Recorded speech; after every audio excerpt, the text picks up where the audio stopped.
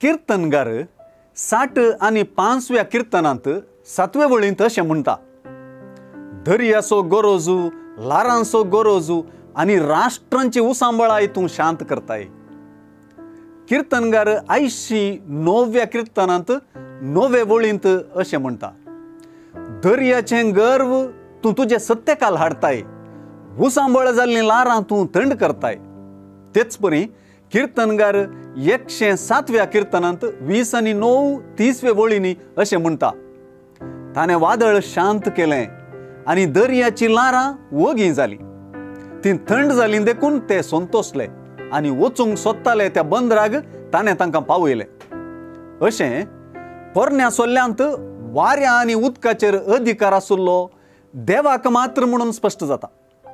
उत्पत्ती पुस्तकांतले रचनेचे काणयेन सांगलां तशें ताणेंच उदकाक मेरो घाल्ल्यो. निर्गमन पुस्तकांतले उतरुणेचे काणयेन सांगलां तशें ताणेंच उदक वणटी बरी रावयल्लें. आयची सुवार्ता वाचतना पोरण्या सोल्ल्यांतलीं आनी कीर्तनगाराची उतरां मोती घेवची सहज आनी येवंकच जाय. विशेष करून शिसांनी आयचे सुवार्तेच्या शेवटाक सांगलेलीं उतरां आयचे सुवार्तेच्या समजपाक आदार दितात. जेजून दर्यो शांत केल्ल्या वेळार ते अशें उद्गारतात, हो कोण जायत? वारें आनी उदक लेगून ताच्या उतराक खाल जातात. वय, हेर कोणी तो जावंक साध्य ना.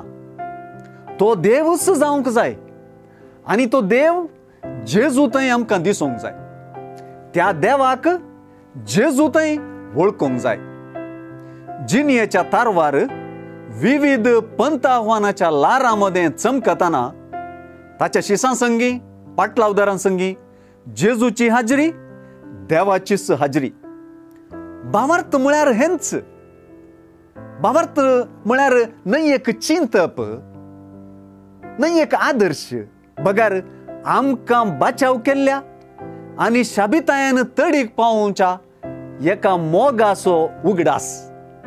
हे दिशेन शिस्पोन म्हळ्यार आमकांच जिवितान हाडच्या उसांबळ करपी वादळांमध्ये भावार्थाच्या बळान दोनी परी व्हरूंक दिवचें, आमकांच व्हरूंक सोडचें.